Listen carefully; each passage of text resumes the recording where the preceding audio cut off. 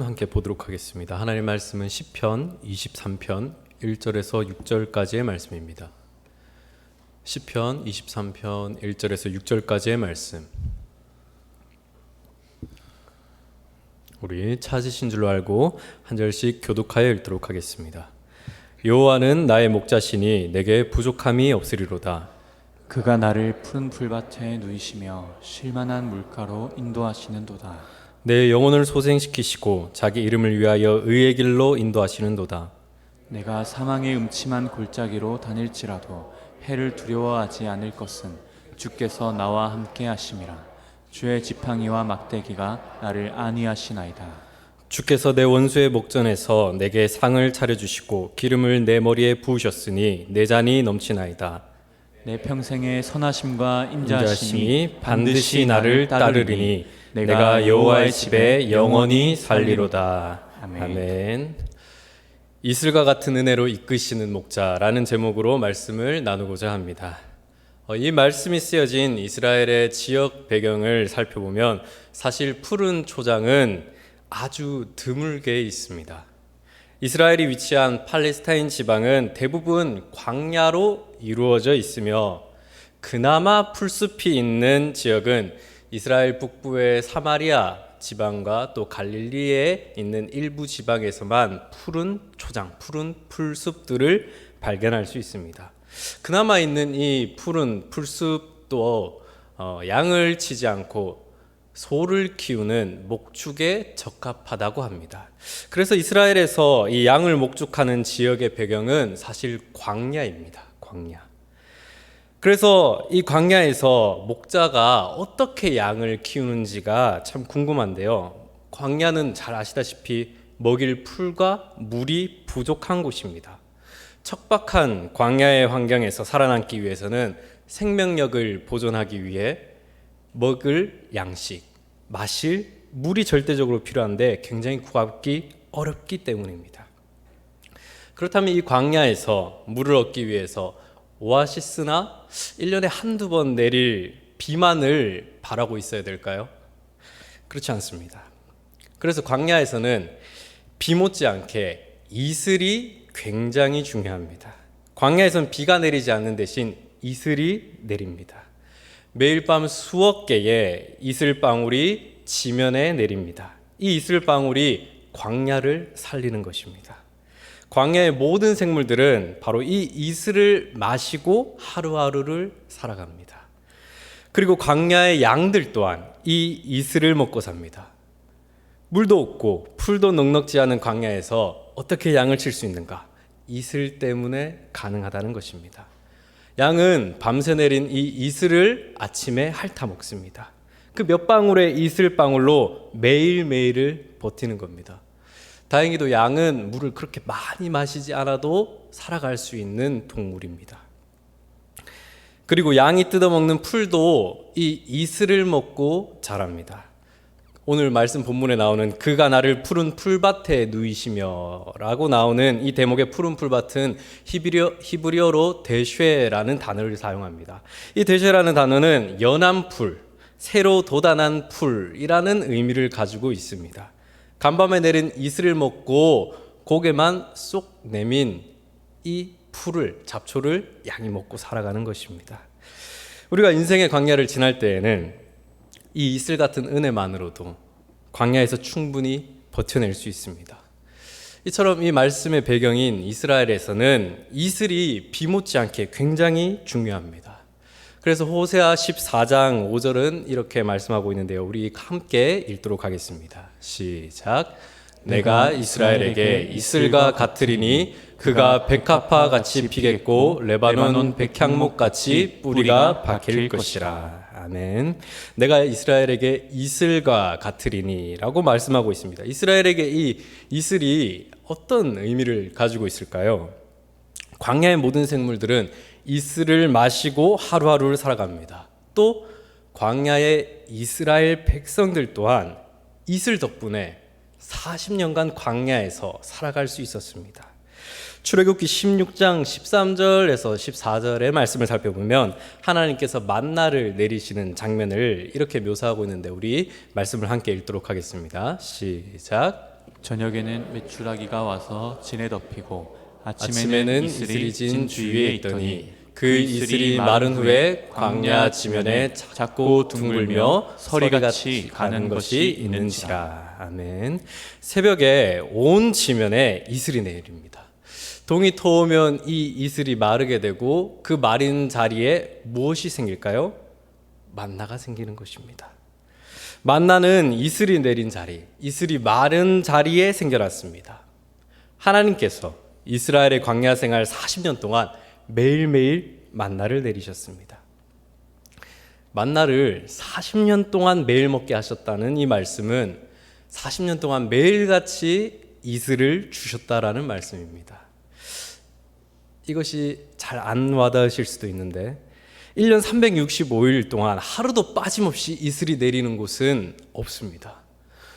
이스라엘 백성들이 가나안을 향해서 가는 지역 대부분을 차지하는 이 네게브 광야도 1년에 200일 정도만 이슬이 내린다고 합니다. 200일이라고 하니까 1년에 약 절반을 조금 넘는 약 60%가량에 해당하는 날들이 이슬이 내린다는 거죠. 겨우 절반을 넘어설 만큼만 이슬이 내린다는 것입니다. 그런데 하지만 하나님께서는 이스라엘 백성이 광야를 지나는 동안 매일매일 하루도 빠짐없이 이슬을 내려주셨습니다. 이것이 바로 은혜이고 기적인 것입니다. 홍해가 갈라진 것만이 기적이 아닙니다. 반석에서 생수가 콸콸 쏟아지는 것만이 기적이 아니라 매일매일 하루도 빠짐없이 40년 동안 이슬을 내려주신 것 또한 기적 중에 기적이라는 것입니다. 매일매일 이슬을 내려주셨기 때문에 40년 동안 하루도 굶지 않고 살아갈 수 있었습니다. 그 광야에서 이 작은 이슬방울을 통해 무려 40년 동안 200만 명이 넘는 이스라엘 백성들이 먹고 살아갈 수 있었습니다. 하나님은 정말 우리에게 이슬 같은 분이십니다. 하루도 빠짐없이 가만히 내게 다가와서 내 영혼을 만지시고 내 상처를 치료하시고 내게 힘을 주시고 내 안에 놀라운 변화를 일으키시는 분이십니다. 매일매일 베풀어 주시는 이슬 같은 하나님의 은혜가 있었기에 우리가 지금 이 자리에 있을 수 있는 줄로 믿습니다. 광야 같은 이 험한 세상에서 우리가 쓰러지지 않고 여기까지 올 수 있었던 것입니다. 그런데 우리는 사실 이 비는 귀하게 여기지만 이슬은 별로 귀하게 여기지 않습니다. 기다리던 비가 내리면 단비가 내린다고 말하는데 이슬과 관련해서는 그다지 특별한 말이 떠오르지 않지 않습니까? 하지만 광야에서 살아가는 이스라엘 사람에게 이 이슬은 비처럼 귀한 것입니다. 엘리야 시대에 하나님께서는 하늘 문을 닫으사 수년 동안 비도 이슬도 있지 않으리라고 말씀하셨습니다. 광야에서는 비만큼 이슬이 중요한 것입니다. 우리가 살아가는 대한민국은 비가 조금 더 중요하죠. 강수량이 얼만큼 되는지에 관해서는 관심이 많지만 이슬이 얼만큼 내리는지에 대해서는 잘 파악하지 않습니다. 그러나 이스라엘은 이 이슬의 양이 굉장히 중요합니다. 그들의 삶의 터전을 마련하는데 결정적인 역할을 하기 때문인데요. 이스라엘은 겨울에만 비가 내립니다. 이 시기를 우기라고 하는데 11월부터 2월까지만 비가 내린다고 합니다. 그래서 이 비를 가지고 이 시기 때, 우기 때는 보리농사와 밀농사를 주로 합니다. 그리고 3월부터 10월까지 비가 잘 내리지 않는 이 건기에는 이스라엘 사람들이 무엇을 하느냐 하면 과일 농사를 짓습니다. 이스라엘은 과일 농사로 유명한데요. 지금도 마찬가지로 포도, 석류, 올리브 등 여름 작물들이 아주 많이 수출되는 나라입니다. 그것이 바로 비가 오지 않는 이슬로서 키우는 이 건기 때에 키운 작물들입니다. 어떻게 비 한 방울 내리지 않는 여름 건기에 과일 농사를 지을 수 있는가? 이슬 덕분이라는 것입니다. 낮에는 햇볕에 과일의 당도를 높이고 밤에는 이슬을 내려서 이 과일들이 자라나게 합니다. 그래서 이스라엘에서 수확되는 과일은 당도가 아주 높습니다. 하박국 선지자가 표현한 유명한 말씀, 비록 무화과 나무가 무성하지 못하며 포도나무에 열매가 없으며 감람나무에 소출이 없으며 밭에 먹을 것이 없으며 우리의 양이 없을지라도 나는 여호와로 인하여 기뻐하리라 라는 이 말씀에 나오는 무화과, 포도, 감람나무, 양, 이것들이 다 이슬을 먹고 살아갈 수 있는 존재들입니다. 이처럼 이스라엘에서는 이슬이 비못지 않게 중요합니다. 이슬이 없으면 아무 생물도 살 수 없고 자라날 수 없는 거죠. 그래서 하나님을 이슬 같은 분이라고 기가 막히게 표현하고 있는 것입니다. 이슬 없이는, 하나님 없이는 살아갈 수 없는 것입니다. 우리가 인생을 살다 보면 하나님이 소낙비 같은 은혜를 내려주실 때도 있습니다. 폭포수같이 마구 쏟아지는 응답과 축복을 주실 때도 있습니다. 이런 특별한 은혜, 특별한 축복, 특별한 체험이 우리 신앙에 필요합니다. 하지만 한두 번 큰 소낙비 같은 은혜를 체험했다고 해서 모든 것이 다 해결되지는 않지 않습니까? 왜냐하면 신앙은 100m 단거리가 아닌 평생 달려가야 하는 마라톤이기 때문입니다. 은혜 한 방에 완전히 사람이 달라지고 인생의 헷가닥 바뀐다면 얼마나 좋겠습니까? 물론 그런 사람도 있을 수 있겠지만 대부분의 평범한 사람들은 서서히 천천히 바뀝니다. 자신도 알지 못하는 가운데에 이슬 같은 은혜가 스며들어서 평생을 두고 서서히 변화되는 것입니다.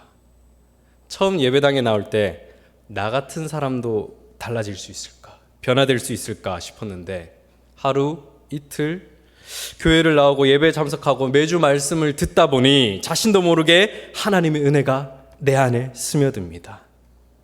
은밀히 조용히 내리는 밤 이슬처럼 하나님의 은혜가 내 안에 스며들어 내 삶이 어느 순간 달라지기 시작합니다. 가만히 내린 이슬 같은 은혜는 내 마음을 만지고 내 생각을 만지고 내 영혼을 만지게 됩니다. 이슬같이 찾아온 하나님의 은혜는 내 삶 구석구석에서 나를 바꿔놓는 것입니다. 이슬같이 찾아온 주의 은혜는 이전에 좋아하던 세상 것들을 하찮게 만듭니다. 세상 즐거움, 세상 재미가 다 재미가 없게 만듭니다. 죄의 달콤한 유혹과 은밀한 즐거움도 이슬 같은 은혜 앞에서 점점 더 시시하게 되고 바라보지 않게 만드는 것입니다. 예전에 즐겁게 하던 것이 이제 더 이상 나를 즐겁게 하지 못합니다. 이런 이슬 같은 은혜를 우리에게도 이미 부어주신 줄 믿습니다. 매주일 예배 때마다 말씀을 들을 때마다 이슬 같은 은혜를 우리에게 부어주시는 줄 믿습니다. 또한 이슬은 소리 없이 내립니다. 은밀히 조용히 내립니다. 언제 내리는지도 모르게 내립니다. 이슬이 내리는 시간은 대부분 우리가 자고 있는 시간입니다. 한밤에 이슬이 내립니다. 인생의 어두운 밤을 지날 때에 우리가 알지도 못한 채 이슬이 우리 가운데에 내려져 있는 것입니다. 하나님의 은혜도 이렇습니다. 우리가 인생의 고난과 캄캄한 어둠 속을 지날 때에 언제 그것이 풀어지고 해결되는 줄도 미처 알지 못하지만 하나님의 은혜, 하나님의 사랑, 하나님의 섭리가 그 가운데 역사하셔서 우리 인생을 화평케 만들고 형통케 만드는 줄로 믿습니다. 사랑하는 성도님들, 창대 같은 소낙비의 은혜를 경험하는 것도 좋지만 평생에 매일매일 이슬 같은 은혜를 누리며 살아가는 것은 더더욱 좋습니다. 매일매일 주님 앞에 나와 엎드려 기도할 때마다 위로부터 촉촉히 적셔주시는 하나님의 위로를, 하늘의 위로를 경험할 수 있기를 바랍니다. 매일매일 말씀을 읽을 때마다 내 영혼을 갈아엎는 이슬 같은 은혜가 경험되기를 소망합니다. 매 주일마다 강단에서 선포되는 말씀을 통해 내 영혼을 만지시고 치유하시는, 새롭게 하시는 이슬 같은 은혜를 경험할 수 있기를 주님의 이름으로 축복합니다. 한 신학자가 이슬에 대해서 말하기를 이슬 같은 은혜를 날마다 누리는 비결은 바로 낮은 마음을 소유하는 데에 있다라고 말합니다. 주님은 늘 우리에게 이슬 같은 은혜를 베푸시지만 우리가 그것을 감사하지 못하고 느끼지 못하고 하나님의 섬세하고 세밀한 음성에 반응하지 못하는 이유는 그 이슬을 받기에는 우리의 목이 너무 뻣뻣하거나 마음이 높아져 있기 때문입니다. 이스라엘 백성들은 매일같이 주시는 이슬의 은혜를 나중에는 지겨워하고 불평불만했습니다.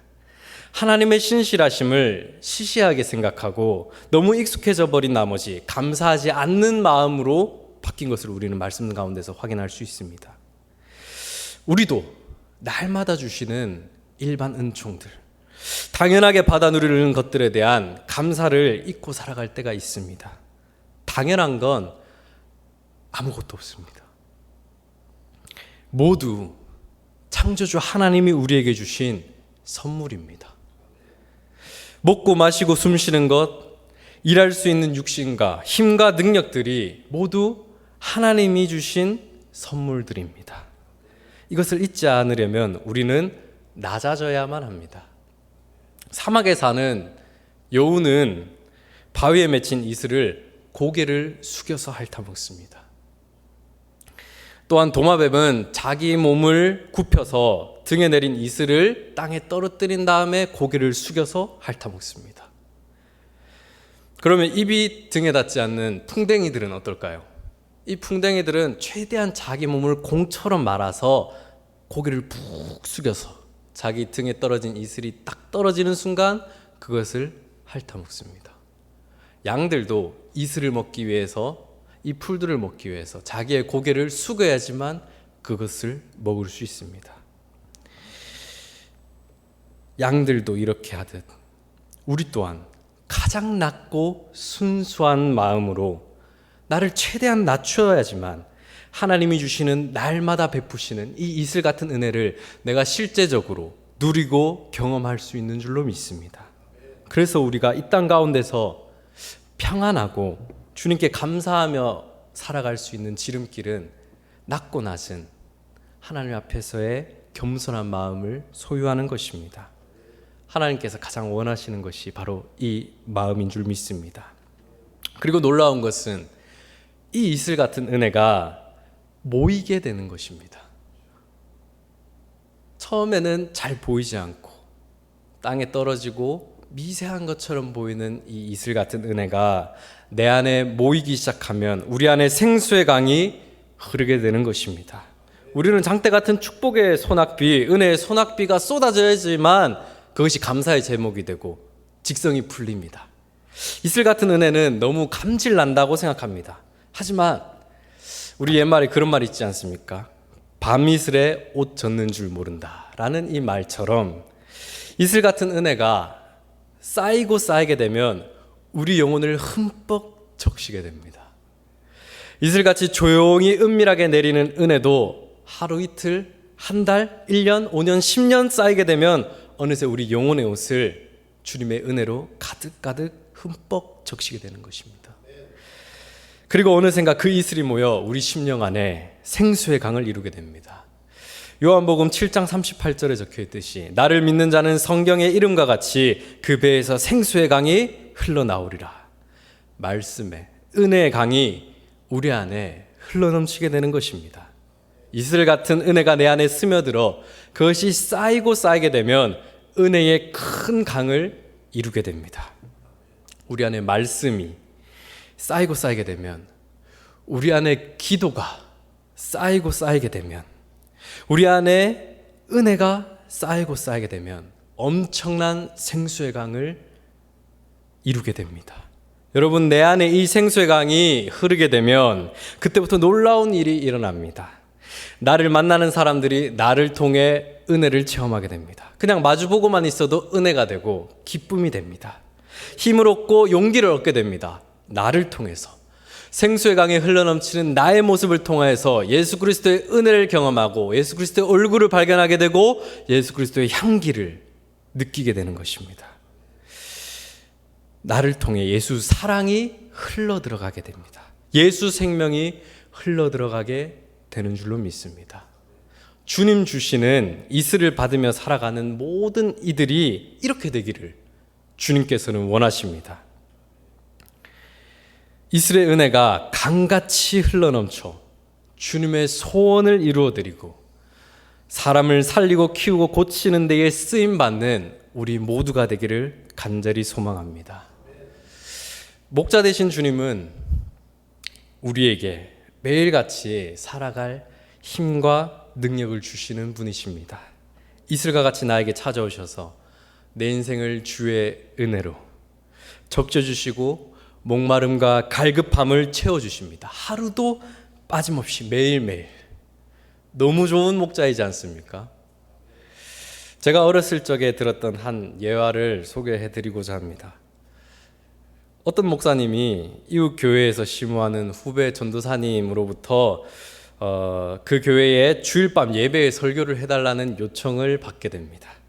약속한 날짜가 거의 되어갈 무렵에 전도사님으로부터 전화가 왔습니다. 주보에 실어야 되니 본문 말씀과 말씀의 제목을 알려달라는 거였습니다. 그래서 시편 23편 이 말씀을 알려주고 제목을 알려주게 됩니다. 여호와는 나의 목자시니. 그렇게 하자 전도사님이 뭔가 더 있는 것 같은 느낌을 받았는지 그리고 그 다음에는요? 라고 묻게 됩니다. 목사님이 그거면 됐지 뭐가 더 필요해? 라고 말합니다. 그래서 이 전화를 끊고 나서 이제 주일날 설교를 하러 목사님께서 가셨습니다. 그 교회에 이제 설교를 하러 가서 주보를 딱 봤는데 여러분들이 짐작하시는 대로 말씀의 제목이 이렇게 되어 있었던 것입니다. 여호와는 나의 목자시니. 그거면 됐지 뭐가 더 필요해? 이 목사님 입장에서는 불싸 큰일 났구나 라는 생각이 들었겠죠. 그래서 이 목사님께서 제목을 바로 잡아야 할 것인가 아니면 그냥 무시하고 그대로 설교할 것인가 고민하다가 그냥 제목 그대로 설교하기로 결정을 하셨습니다. 목사님도 어이가 없으셨는지 한참이나 주보를 보면서 입으로 되새기셨는가 봐요. 여호와는 나의 목자시니. 그거면 됐지 뭐가 더 필요해? 뭔가 좀 이상한 것 같은데 계속 읽으십니다. 여호와는 나의 목자시니 그거면 됐지 뭐가 더 필요한가? 강단에 올라가서 설교를 하려고 본문을 읽고 말씀의 제목을 읽는데 그 목사님께서 눈물이 너무 나서 설교를 진행할 수가 없었답니다. 참 우연찮게 만들어진 제목이지만 이 제목이 너무나 자기 신의 심령을 후벼 파는 말씀인 것입니다. 여호와는 나의 목자신데 그것 말고 달리 무언가가 필요하겠습니까? 그걸로 충분하다는 것입니다. 이 시편 23편은 다윗이 말년에 자신이 목동으로서 들에서 양을 치던 소년 시절을 생각하면서 지은 시입니다. 인생의 수많은 우여곡절을 겪은 다윗은 지난 날을 추억하면서 이렇게 고백하고 있는 것입니다. 여호와가 나의 목자 되시기에 나는 행복합니다. 다윗은 자기 인생의 최고의 감사 제목이 여호와 하나님의 목자 되심이었습니다.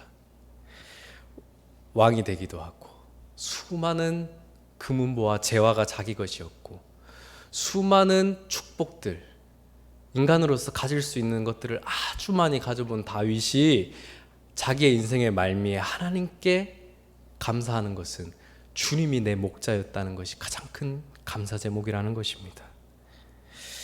사랑하는 성도님들, 양은 모든 면에서 부족하고 모자라고 어리석고 고집불통인 존재입니다. 우리는 성경에 나오는 길 잃은 양에 대해서 이렇게 오해하는 경향이 있습니다. 이 양은 원래 착하고 순진한 양인데 어느 날 불행히도 길을 잃고 헤매는 그런 양이라고 대부분 생각하십니다. 그래서 우리는 이 길 잃은 양을 동정하기도 하는데요. 과연 진짜로 어쩌다가 그 길을 잃고 저렇게 고생하는 것일까요? 하지만 성경은 양에 대해서 그렇게 말하고 있지 않습니다. 이사야 53장 6절 말씀을 살펴보면 우리는 다 양 같아서 그릇에 행하여 각기 제 길로 갔거늘 이라고 나와 있습니다. 이 길 잃은 양은 목자의 음성을 듣지 않고 그릇에 행하여 제 갈 길로 가다가 길을 잃었다는 것이죠. 목자의 말에 불순종하다가 가시에 찔리고 구덩이에 빠지고 맹수의 공격을 받게 됩니다.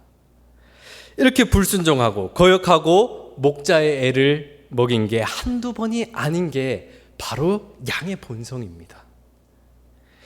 얼마나 꼴통인지 그렇게 고생을 사서 하고 어려움을 당해도 또 그릇 행하고 제 갈 길로 가기를 반복하는 것이 양의 습성입니다. 이 어리석은 양의 목자는 아낌없이 사랑하고 헌신해 주지만 여전히 딴 생각을 하고 딴 길로 행하는 이 양을 보면서 마음이 얼마나 애가 탈까요? 얼마나 마음이 아플까요? 이 배은망덕하고 표리부동한 이 양에게 그러나 참된 목자 되신 하나님께서는 이 고약하고 못난 양을 그럼에도 불구하고 사랑합니다. 사랑하시되 양을 끝까지 사랑하십니다. 이 그릇 행하고 제 갈 길로 가고 배은망덕한 이 양은 이 양을 위해 목자는 골고다를 오릅니다. 십자가를 짊어집니다. 자기 목숨을 바칩니다. 이렇게 목자의 속을 썩이고 애를 먹이고 배은망덕한 양이 바로 누구입니까? 여기 있는 나 자신 아닙니까? 주님의 마음을 얼마나 아프게 했습니까? 주님께 받은 은혜와 사랑에 역행하여서 그릇 행하며 살아갈 때가 얼마나 많습니까? 내가 바로 제 갈 길로 간 이 양이고 자기 소견에 옳은 대로 행한 그 양이 아닙니까? 그렇게 많은 목자의 은혜와 혜택을 받았음에도 불구하고 우리는 수없이 주님의 마음을 아프게 하며 그릇 행하는 삶을 살아갑니다. 그런데 놀라운 것은 이런 양을 목자는 도저히 포기할 수 없다는 것입니다. 이런 고약한 양을 목자는 사랑하고 또 사랑한다는 겁니다. 우리는 다 양 같아서 그릇 행하여 각기 제 길로 갔거늘 여호와께서는 우리 모두의 죄악을 그에게 친히 담당시키셨도다. 이런 배은망덕한 양의 죄악을 목자 되신 주님이 친히 담당하셨다는 겁니다. 그릇 행한 양을 위해 목자가 십자가를 대신 짊어지셨다는 겁니다. 제 갈 길로 가버린 양을 위해 목자가 대신 죽임을 당하셨습니다. 그렇습니다. 목자 되신 주님은 나를 사랑하시되 끝까지 사랑하십니다. 생명 걸고 사랑하십니다. 수치와 부끄러움을 감수하고 사랑하십니다. 조롱과 멸시를 당하면서도 끝까지 사랑하십니다. 주님은 나를 사랑하시는 일에 있어서 조금도 모자람이 없으십니다. 넘치도록 사랑해 주시고 부족함 없이 사랑해 주셨습니다. 분에 넘치도록 사랑해 주셨습니다. 그렇기 때문에 우리의 입술에서 이 고백이 나올 수밖에 없는 것입니다. 여호와는 나의 목자시니 내게 부족함이 없으리로다. 여호와가 나의 목자라는 말은 여호와는 나의 인도자, 나의 공급자, 나의 보호자가 되신다는 고백입니다. 지난 날을 되돌아보면 하나님께서는 나를 인도하시는 데에 부족함이 없으셨습니다. 하나님은 나를 먹이시고 입히시고 공급하시는 데 있어서 부족함이 없으셨습니다. 나를 지키시는 데 있어서 부족함이 없으셨습니다. 목자 되신 주님은 언제나 내게 신실하셨습니다. 부족했던 것은 항상 나였습니다. 나의 믿음이 부족했고 나의 사랑이 부족했습니다. 내가 하나님 앞에 오히려 신실하지 못했던 순간이 더 많았습니다. 하지만 하나님은 언제나 내게 넘치도록 풍성하셨고 감사가 흘러 넘칠 수밖에 없을 신실하심을 나에게 보이셨습니다. 사랑하는 성도님들, 하나님은 우리에게 이슬과 같은 은혜로 이끄시는 목자이십니다. 오늘도 변함없이 내 영혼을 만지시고 은밀히 다가와 내 안에 놀라운 변화를 일으키시고 계십니다. 내 안에 이 이슬 같은 주의 은혜가 쌓이고 쌓여서 멀지 않은 장래에 큰 생수의 강물이 되어서 내 삶을 주의 은혜로 붙드시고 주님께서 원하시는 소원을 이루어 드리는 주님을 드러내는 삶으로 변화시킬 줄로 믿습니다. 우리 안에 흘러넘치는 주의 은혜가 이제는 교회 담장을 넘어서 이 대구 지역과 대한민국과 세계 열방을 살리고 변화시키는 생명의 강줄기가 될 수 있기를 주의 이름으로 축복합니다. 이슬과 같이 매일매일의 삶 속에서 나에게 베푸시는 그 주님의 은혜를 내가 잊지 않고 누리고 선포하며 살아가는 우리 침산제일교회 성도님들 되시기를 간절히 소망합니다. 이 시간 함께 말씀을 생각하면서 찬양하면서 나아가도록 하겠습니다.